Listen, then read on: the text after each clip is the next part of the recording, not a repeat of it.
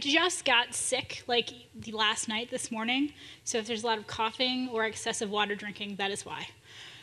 So my name is Ashe. I'm a programmer. Most people here probably know me because of my diversity advocacy work that I do in the Ruby community. But I've been a programmer for about the past 13 years. 11 of that has been in open source communities. For the past 4 or 5 years, I've been pretty solidly planted in the Ruby community. So a lot of my work kind of revolves around what we can do better as a Ruby community, what I've learned from other communities, and kind of the good stuff that we have, what we can export other places. So I'm Ashe Dryden pretty much everywhere on the internet. Feel free to ask me questions later if you like. So I'm very lucky that the internet is actually my employer, which is a really weird thing to say. Like a bunch of anonymous strangers, I saw people away, so thank you. A bunch of anonymous strangers basically pay my salary to be able to go and do this stuff. And one of the companies that's kind of stepped up to sponsor a lot of my work this year is Bendyworks. That's a Rails and Ruby consultancy in Madison, and they gave me a bunch of these cute little software craftsmanship notebooks. So come and talk to me later and I'll give you some. So the reason that I do this, I really like solving hard problems. That's probably the reason that I became a programmer in the first place. And after being a programmer for so long, I can tell you that the hardest problem are always the people problems. It's the problems that people bring when they write software, the problems that people bring when they're trying to work together to write software. So a lot of my work lately has focused on this. So why do I do this? Well, I love open source software. I love the ability for anybody to kind of come in and make something amazing and be able to have it shared with a lot of other people. I love that we can collaborate around the world on a tiny bit of code. I think that's really cool. Not something that a lot of other people in other professions get to kind of have their hands in. But I also believe that the software we write today is a reflection of the people who wrote it. So the more different kinds of people we have involved, the better our software will be. So my work specifically focuses at getting more different kinds of people to be coming to our events, to be working at our companies, and to be contributing to our software. So what does open source look like now? Well, unfortunately, it's largely homogeneous. The vast majority of the people that contribute to open source look very the same. They come from very similar backgrounds. And something that we have to keep in mind when we're writing things is that we're not the only ones using our software. There are a lot of experts that are coming to the table and picking up our stuff and using it. But it's also governments that are picking up new things. It's schools, it's students who are brand new to writing software or using software that are picking our stuff up too. So we have to keep that in mind while we're writing it. So like I said, the community is very homogeneous. If we look at specifically the contributors to open source, only 1.5% of all of them are women. It's an extremely low number considering about 20 to 24% of our community is women. So we should expect to see at least 10 times this number for the people that are contributing to our software.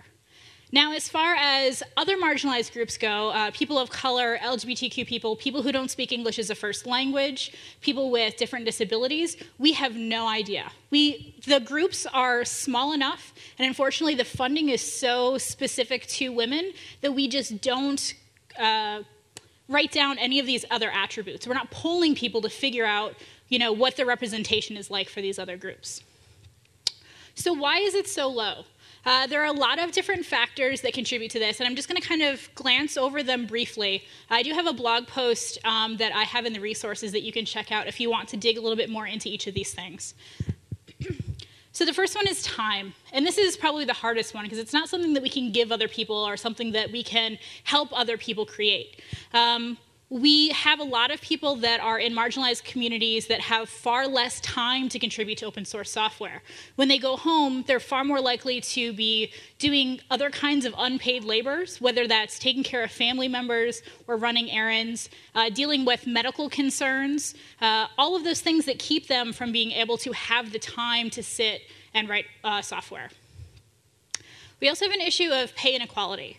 And this one, I think, is one that most people are familiar with. Women that are in the software industry earn about 80% of what men do. So that's a pretty big difference. It's slightly less bad than the US average, but it's not super great. But if we add one other attribute to that race, we know that women of color make about 55% of what white men do. So there's a very big difference in the amount of time and money people have when they have to work almost twice as hard. They might have to have extra jobs or other ways that they're kind of cutting corners to be able to make it on a much lower salary. So like, how many people would like a 50% raise today? Yeah, far fewer hands than I expected. So that's the reality of a lot of people's lives and something we don't necessarily think about when we talk about the people who contribute to open source.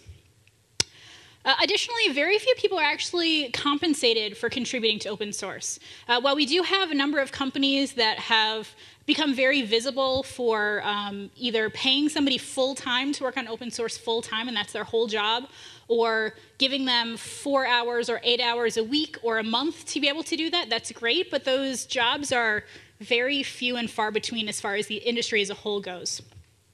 Those jobs are also a lot more prestigious. They're at much larger companies. They require a lot more background than other companies do, so they're much harder to get to for people that are coming from marginalized backgrounds. This means that people don't necessarily have the time at their jobs to be able to contribute to open source.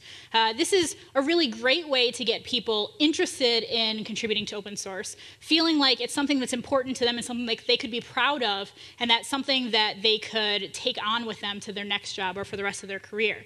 So we need to have more people who are in these kinds of positions, more companies that are offering these kinds of things. One more thing that I forgot to mention is that, unfortunately, because of the size of these companies and how prestigious a lot of these companies are, they're also very homogenous. So you look at a lot of these companies, and the vast majority of the makeup there is a very homogenous group. So even though those opportunities do exist, they're not necessarily being evenly dispersed. This is probably the most difficult one to talk about. We don't always treat people the best. It's probably the nicest way to put it. Unfortunately, we see a lot of things like people being outright dismissed or belittled in issue queues. We see people being harassed in IRC. So a lot of those things kind of contribute to an atmosphere where people feel like it's not safe for me to be here. People don't want me here. Why is this something that I should spend my free time doing when I'm going to be treated this way? So that's something else we have to keep in mind. Now, this is a kind of a common reaction that I get from a lot of people that I talk to, who I ask, why aren't you contributing to open source? Mostly I fear the excessive spotlight for being a sole female programmer on a publicly available project. In light of how women are treated on the internet, this fear does not seem unreasonable. So a lot of people are worried, not only just that contributing to something new is scary. Showcasing your ignorance is scary. Working alongside people that you consider your software heroes, scary. But you also have to worry about the fact that people are going to treat you differently or potentially attack you because of the person that you are. So that is an extra barrier to entry for a lot of people. So what can we do about this? How many people contribute to open source right now? Whether that's actually writing code, testing things, writing documentation, running meetups. Raise your hands again, sorry, one more time. Okay, so it's a good number. So a lot of these things kind of apply to everybody. All of these things can be worked on by basically anybody who has a job, anybody who sits in a chair in this room, anybody who enjoys going to conferences, who contributes to open source in any kind of way, or who just wants to see the movement grow. So possibly the hardest thing is that we have more and more people that are coming into open source all the time, which is great, but it's really hard to maintain a cohesive culture. It's one thing to go to your local meetup and it's the same 15 or 20 people who always show up, and the way that you treat each other is very respectful. You kind of know what each other's boundaries are. You know what their levels of expertise are. You can kind of gauge, when they're asking a question, what kind of answer they want. When it comes to something like, being online and so many new people coming in, you can't necessarily know that. Additionally, it's really hard to make sure that everybody is on the same page and kind of propagating the kind of culture that you want to see in a project that you work on. So the kinds of things that we can do, make it obvious that you want people to contribute. This seems like a no-brainer, and it seems like something that a lot of people would say, well, yeah, of course I want people to contribute to my project. Why do I have to tell them that? That's kind of why I put it up on GitHub and it's public. But a lot of people who haven't contributed before or haven't contributed to a project like yours don't necessarily know what you're looking for. One thing that I would recommend is having a contributor file. Put in there, how should you contribute? What should you be putting in when you are submitting an issue or when you're submitting a pull request? Start labeling the issues in your issue queue as being beginner friendly. Don't necessarily go and fix all the easy things that seem inconsequential to you when that might be somebody's very first easy commit to a project. Kind of save those things for other people if you can. Try and get beginner eyes on your documentation. The best documentation that I have read has been written by people who are brand new to a project, because they don't make assumptions about the person that's sitting at a chair trying to figure out how something works. Somebody who has absolutely no context. So find out what is hard about this. Is this up to date? What kinds of problems did you run into trying to do this?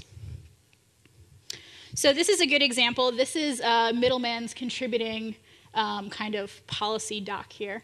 So it showcases a lot of different things, what we consider to be a contribution to our project. Most people think that if they haven't contributed before, the only thing that they can contribute is code. And I don't know the code base. I'm not well versed with this project. How could I possibly know enough to be able to contribute? So lay out exactly what you need from people, what you expect to see, and how they can help. Make it easy for people. I've seen a lot of other communities that offer office hours on IRC. This is a time where basically you can come and ask me questions. I won't make any assumptions about your knowledge. Ask me anything you want. Ask me to pair with you on an issue so you can kind of get better acquainted with how everything works. They offer pairing, which is something that actually I've seen the Ruby community do more than any other community.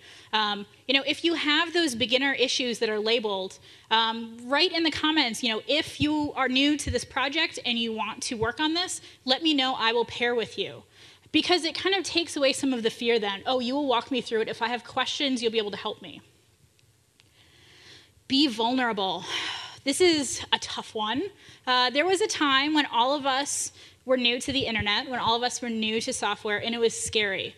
We didn't know how people were going to react to when we asked questions. If we tried to contribute something, somebody might attack us or kind of berate us for the way that we wrote something, the fact that we didn't follow style guidelines, which we didn't know existed. So it's tough. Remind people that, hey, I was in your shoes once. It was scary for me. I'm still intimidated. I don't always know everything. I think one of the coolest things that I've seen since I've been in the Ruby community are a lot of very high-profile people that will pair with people and say, I don't know the answer to this. Which right there, that's really empowering. Wow, this is somebody that I really respect and they don't know the answer? All right, well, this kind of happens to everybody then. So kind of put people in a place where they don't feel like you're going to treat them like they're dumb. This is something that I found on Twitter. She says, one of the nicest things anybody's ever done for me in open source software is to tell me that they're intimidated too. So just let people know that you're on that level.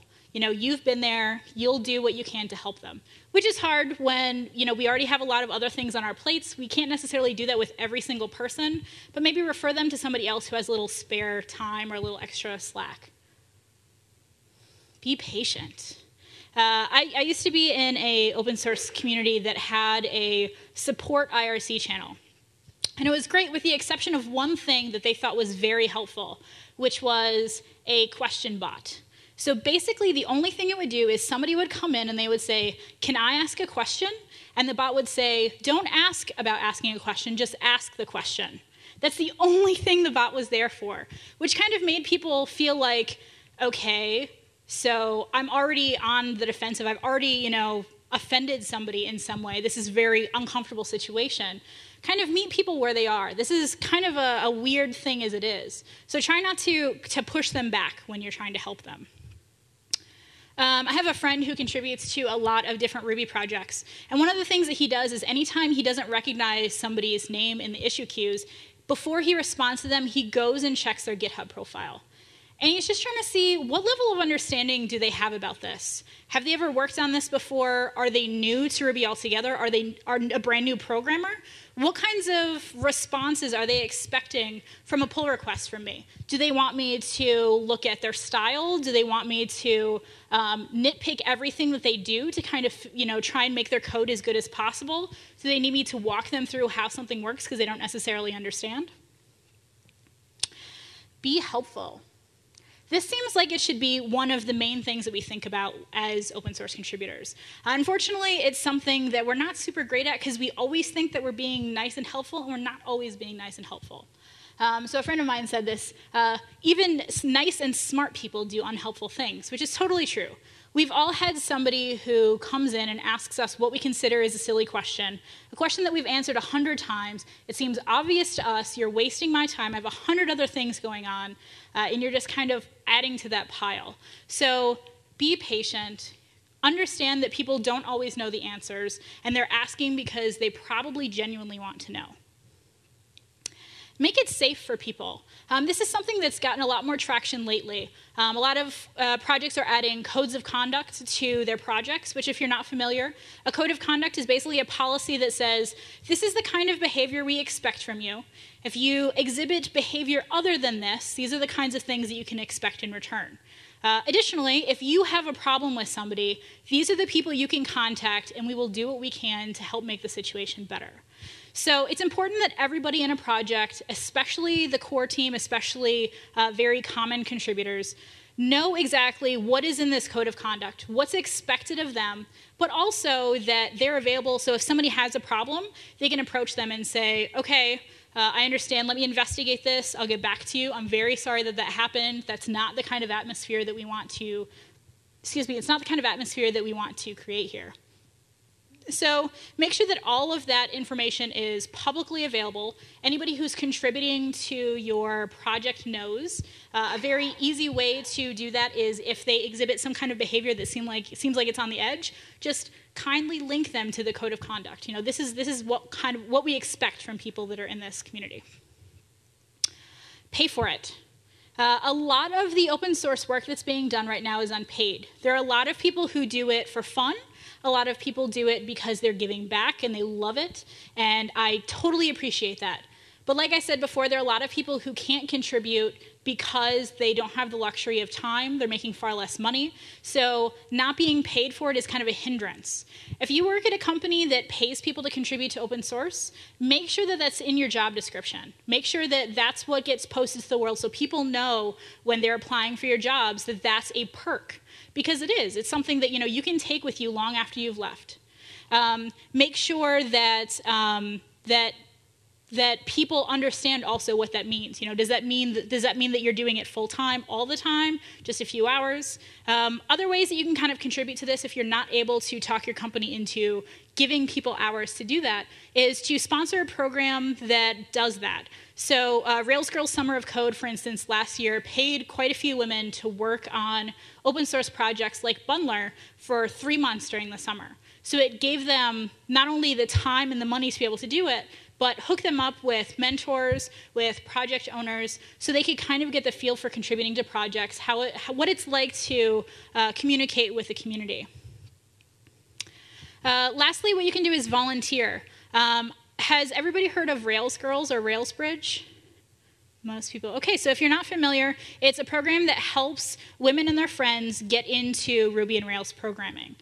So that's something that you can do that costs you no money. A lot of times they're paired up with conferences or they're run from, say, inside of a Ruby meetup that brings experts in to come and teach people a specific curriculum. And you can volunteer to be a TA for that. So that really helps. Also, there's a program called Open Hatch, which kind of works like that beginner tagging issue that I was talking about before. It takes the issues that are open on open source projects and helps people work on them. They've also started a program where they go around to universities and they teach people this is how you use Git. These are the different ways that you can contribute to open source projects. Here's where you go if you have questions about documentation, things that you can work on. So both of those are really great ways that you can help people locally. Otherwise, they're always accepting donations. So like I said before, here's some resources. The first one kind of digs a little bit deeper into what I talked about in the forefront, the kind of issues that people have not being able to contribute to open source.